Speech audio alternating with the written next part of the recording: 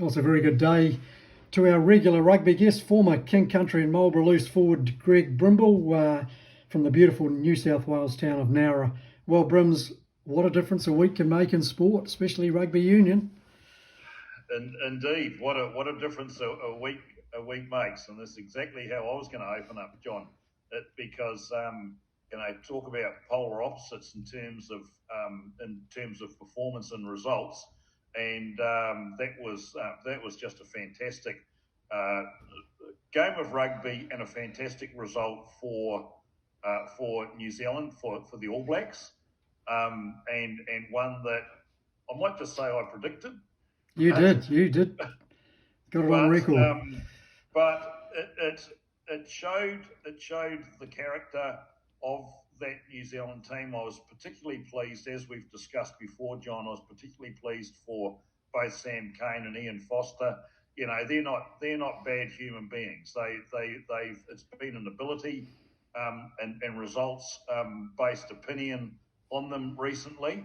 But I think they're down below, they're good, decent people, and I was really pleased that they got the result in South Africa at a stadium that is just an absolute fierce cauldron, isn't it? Ellis Park, at, and at altitude. I mean, you couldn't wish for a worse place to play a game there where you had to stake your claim and make a mark in the sand and say this is where we're changing, and this is where we're going to turn the results around. That's exactly what they did, John. A bloody great result. Great result. I was so happy for them. It was a great 35-23 record victory for the All Blacks at Ellis Park, and just about as good as the previous test between the two and on the Gold Coast 2 tests ago. That was one of the best tests I've ever seen live when the Springboks won that with an injury time penalty. This was another absolute cracker. And kudos to the referee, Luke Pearce from England, Brims. I thought he did a fantastic job. Yes, I earmarked Luke Pearce for comment on this game as well, and this piece we're doing, because I thought he was very, very good. He did let the game flow. He was firm in his decision making, and he made two massive calls in that game, which could have affected the final result. And I might say he got both of those calls right, when he simbined Bowden Barrett and the South African halfback, both for obstruction, when it looked like a likely try would have been scored by the opposing side. So well refereed, not silly, no red cards. Yeah, good, decisive decision making, and it was good to see, because we've seen so many games ruined, haven't we, by average refereeing this season. So yeah, he was very good, mate. You, as a former forward, Brims, you'd notice the difference instantly that Jason Ryan's made coming in from the Crusaders. I mean, it's just like the All Black packs of old, the way they played the other night. Well, I think there was, yes, definitely. Jason Ryan's made a really big difference, I think, and I think there's three key areas there that he's really made a difference. One is the scrum, and that scrum was a lot better on the weekend, with the change in the starting front rowers. Ethan de Groot, Samasoni Takiaho at hooker, and Terrell Lomax on the other side of the scrum. They formed a very, very good, strong basis and platform, didn't they, for the rest of the game? And they were powerful. They were powerful at the scrums. So the scrum and the set pieces were a big difference, a huge improvement, and you can see the impact Jason Ryan's had there. But the breakdown as well on Saturday, I thought we were a lot more effective at the breakdown, John, albeit Malcolm Marks wasn't there to contend with. But the breakdown, we were more effective. We were taking bodies out, and we were looking after, respecting our possession, a lot better, and a lot more, I think, aggressive and looking to win those contact moments at the breakdown. And the other one, of course, the third factor I think that's really telling is our maul defence as well. And there was a couple of times in that game where you could just see that the South Africans won the line out. New Zealand wasn't contesting the line out at all. They were happy to let South Africa take that line out and set them all up, because New Zealand was focused on setting up the defence of that maul. They got their body positions in the right height. They were in the right body position, and they were communicating with each other as well. And Smith was communicating with them better. And there was times there that, I tell you, 2 or 3 weeks ago, South Africa would have pushed their way over for a try, no problems at all. But they didn't. They held firm, and that South African driving maul was going nowhere. And that was so pleasing to see, wasn't it? And I think telling in the context of this game as well. Certainly was. And didn't Sam Whitelock do a job on their line out? Well, he did. Good old Sam. He just seems to be getting younger and younger, doesn't he? And you look at how long he's been around for now, and man alive, he just seems to have been there forever, doesn't he? And he just keeps on turning up. Now, Sam Whitelock had a very good game, and I thought defensively he was excellent. But I tell you what, Scott Barrett, to me, the Sam Whitelock's locking partner in that game, Scott Barrett was sensational in that test. He was. I get goosebumps talking about it now, John. I'm just that. I just watched him throwing himself into everything. He was involved in absolutely everything. Scott Barrett. He was powerful on defence. He was powerful carrying the ball, and he was hungry. He was like a fart in a bottle, wasn't he? He was everywhere. He was all over the shop. He was like the Energizer Bunny, and he kept on going and going and going. And you could see right at the end of that test match when he thought that we'd scored the try off that, when we were hammering that line in defence, and he jumped up and down. He was doing the Incredible Hulk, bloody imitations and all that. Try was never allowed, and next thing he's over for the try that sealed the game, and that was just so good to see Scott. That was Scott Barrett's best game he's ever had for the All Blacks, I think.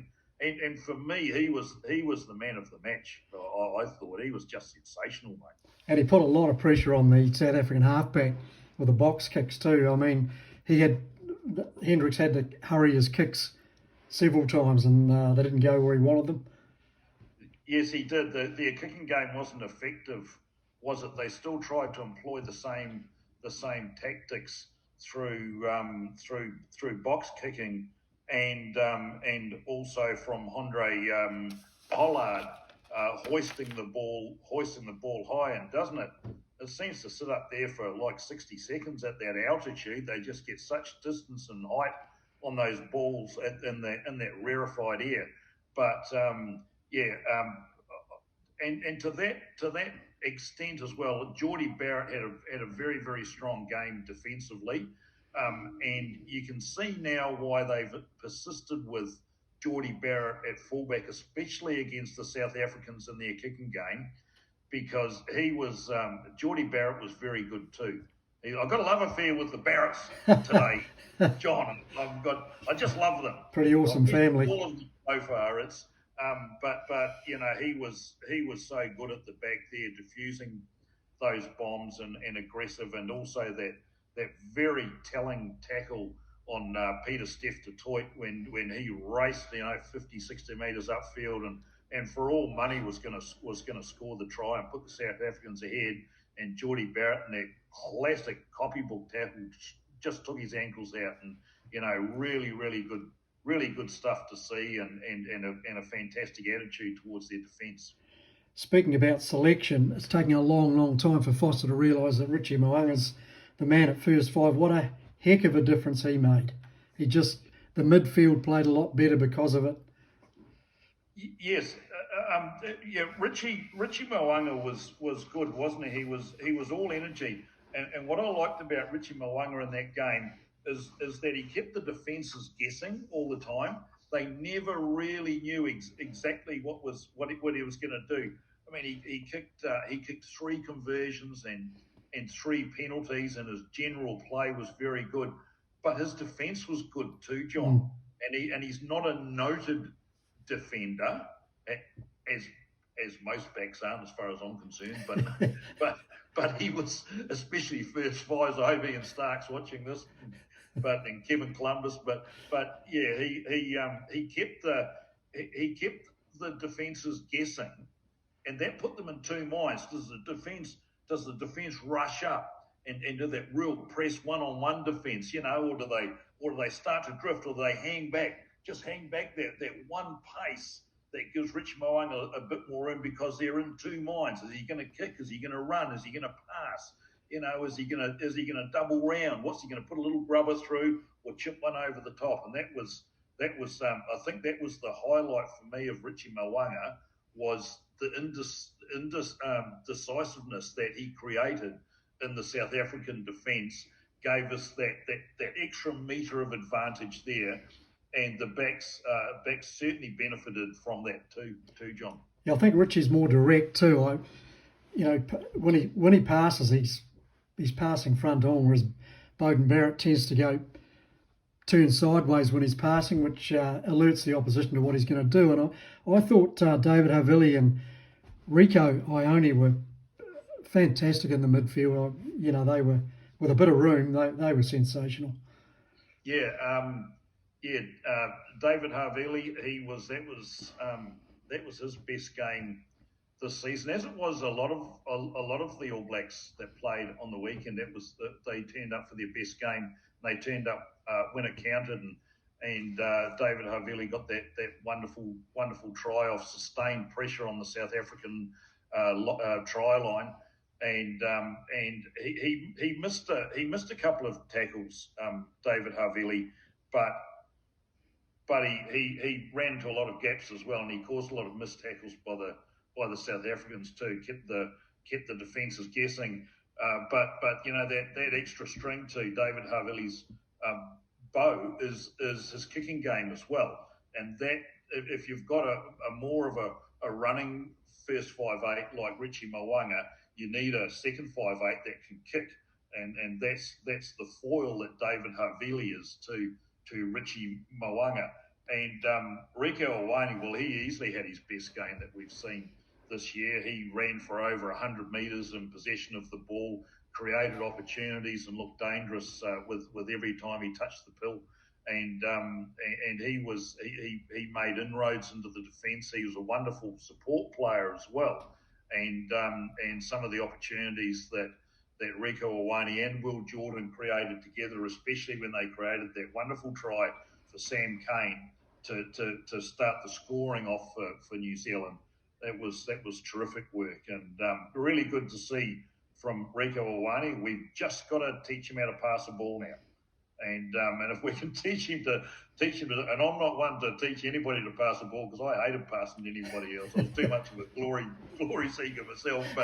But so someone's got to teach him to pass the ball, and Rieko Ioane was good, mate. He was very good, powerful. I think you mentioned at the start about the young props coming into the All Blacks, and I thought Fletcher Newell, when he came on the tight head, he just looked totally at home at that level. And this is the future. And the disappointing thing for me is that it's taken this long in the season.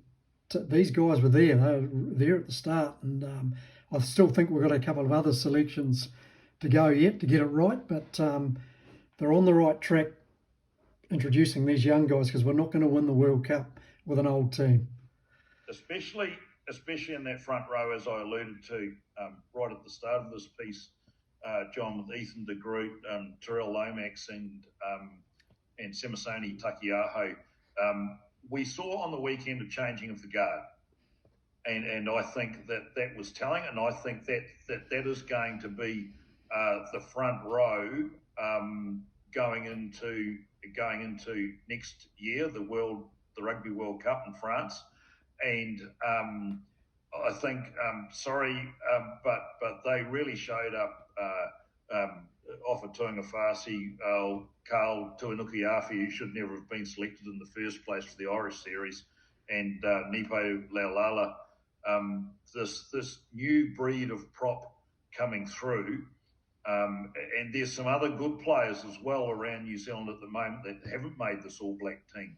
So you've got Fletcher Newell, you've got Ethan de Groot, you've got Terrell Lomax, you've got Ollie Norris that playing for the Chiefs. You've got Ollie Jaeger playing for the Crusaders, and there's some good young blokes coming through now. But yes, a changing of the guard up front. There's still some change to be made yet, and it's going to be interesting to see if Brodie Retallick can push his way back into this team as well, John.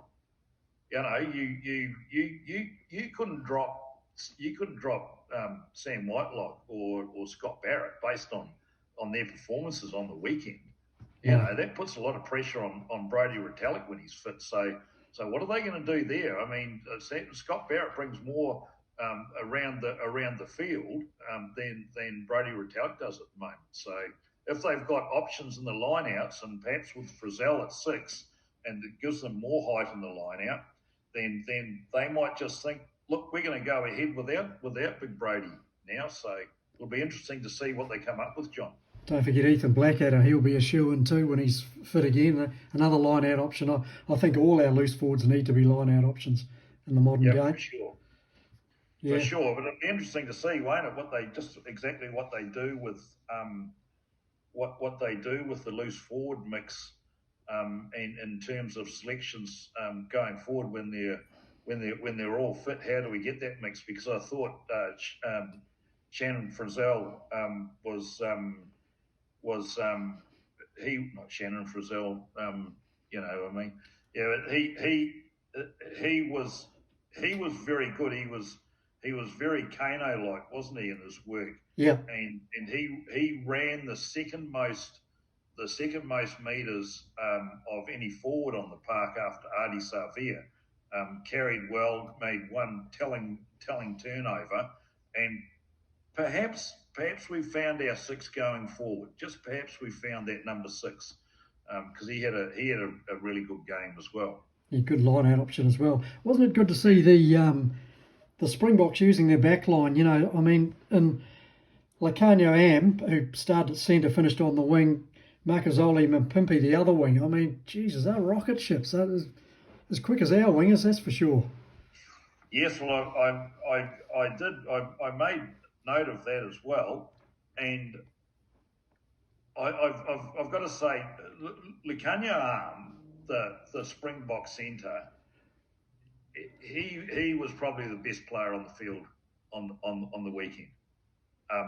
He was just sensational. He ran for 137 metres, more than any other player on the field. He had 8. That was 8 runs. He had four clean breaks. Half the time he ran with the ball, he made clean breaks, and with 5 defenders beat him. So he was outstanding. He was just unbelievable. And I'm a big fan of De Lande, the inside centre or second 5'8" for the Springboks, because he had a really good game as well. But they're a good side, that South African side, and they've got good balance there. Jesse Creel, he went off early, and but Mpimpi stayed on, and he was sensational. He's got some real jet shoes, hasn't he, Mpimpi? And Andre Pollard was good as well. And they bring on Willie LaRue later in the game, who's the ultimate competitor. He just hates getting tackled. He's like Flopper Phillips. He hates getting tackled. He comes up swinging every time. I love it. And see how competitive he is. It's just fantastic. And they brought on Quokka Smith, who can play as a loose forward or in the back line as well. The outstanding South African sevens player. And but they made changes early, didn't they, up front? And some changes that were forced. They swapped their whole front row 10 minutes before half time, John. Yeah. That says a lot about the pressure that the All Black 8 was putting on. It was a very poorly selected Springbok team, in my view. The run-on team. I mean, why would you drop Jasper Weiss, the number 8, for a guy that hasn't played for months, and the man of the match, Malcolm Marks, you don't start with him. I mean, Ian Foster and the boys probably couldn't believe their luck. Well, Dwayne Vermeulen has been a fantastic player, and I love Dwayne Vermeulen. I love his aggressiveness, and that he's been really good. But I tell you what annoys me, John, and it must really get to old international players that played when there was you had a reserves bench, but there was no interchange or anything like that. You know, the way they're rotating players, and they obviously rotate the hookers in the South African team, and you can see it as well with the All Blacks. Don't you just put on your best 15 every game like we used to? Don't you just say you are the best 15? You know, it's almost disrespectful to the international jumper or the country that you're representing, that you're going to get rotated in to give somebody else a rest. I mean, bugger that. Did you ever want to rest when you were playing cricket or rugby or? You can't score couldn't score any runs when I'm sitting down watching. I just don't understand the way they hand out international jumpers sometimes these days, John. I get that the World Cup has changed the way we look at things, because we're looking to, the World Cup's on that 4-year cycle, and we're looking to develop players early in that cycle, and the only way you can develop them is by giving them game time. And I get that, but I still just can't get my head around the disrespectfulness of handing out jumpers just for the sake of rotating, mate. I don't understand it. No, I totally agree. Well, we'll talk about the coach, Ian Foster. He's been hung out to dry by Mark Robinson more than once. I'm a firm believer that we need Scott Robertson and his lieutenants to come in and take over the All Blacks. I believe personally that would give us a much better chance of playing really well at the World Cup. But that's only my opinion.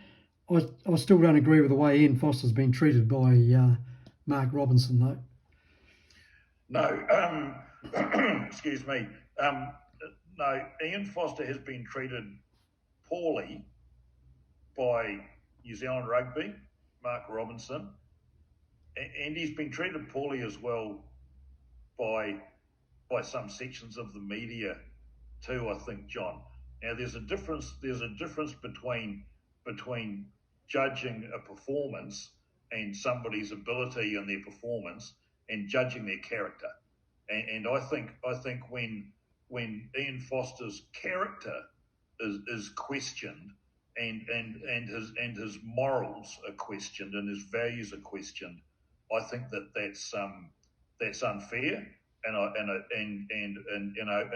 it's un-New Zealand like, and it's a lack of respect for somebody who is obviously trying, but I tried as well. I was never going to be an All Black. I tried my hardest, but I was never going to be an All Black.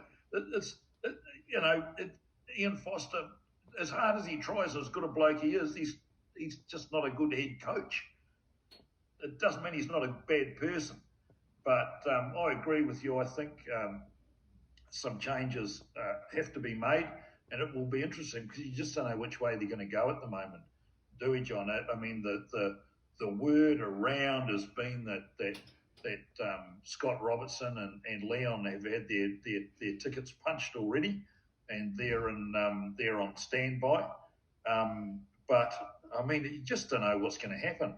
I mean, Mark Robinson called a press conference to make an announcement that they were going to make an announcement on Ian Foster's future.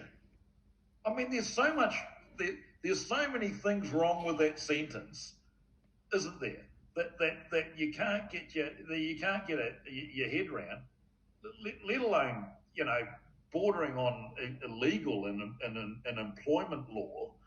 It's I just don't get it. There was an opportunity there to congratulate Ian Foster, Sam Cane, the team and the coaching staff and management of that All Black side and leave it at that on Sunday, rather than say, you did a really good job, boys, but we're still going to have a bit of a chat about whether we're going to keep you or not, and we'll let you know when you get back. Geez, what a nice plane trip that would have been back to Auckland. It's just, I just don't get that. And if anybody's, I mean, there's got to be changes made at the top there at board level, and certainly with their public relations people, public relations and marketing. That's a disaster at the moment, isn't it? That has to have a clean out as well. So, yeah, interesting times and changes ahead, mate. The PR's never been flash, but you're right, it's as bad as it's ever been right now. Brims, I suspect a lot more will happen between now and this time next week, and in the hierarchy of whatever happens in New Zealand rugby. So we might just be back on air next week to sort through that. Well, the word is that there's a announcement going to be made tomorrow. There's a presser has been called apparently, and there's going to be an announcement of some sort. Who knows what it will be, mate? I don't know. It could be anything, and I think it's anybody's guess at the moment. But certainly there could be some big changes ahead, and I think you and I both agree that there's changes is probably necessary. Certainly at head coach level, assistant coach level, and in terms of the captaincy of the side. Brims, always love your comments and your passion about the All Blacks and rugby. What's happening with Joko and the caravan business down there in Nowra? Well, Nowra, should I say? Yeah, we're having a huge month this month. It's been really busy. There's been a lot of inquiry. We've got a really good level of stock at the moment. We've got a lot of brand new vans in from the factory in Melbourne, and we've got some really good used stock at the moment as well.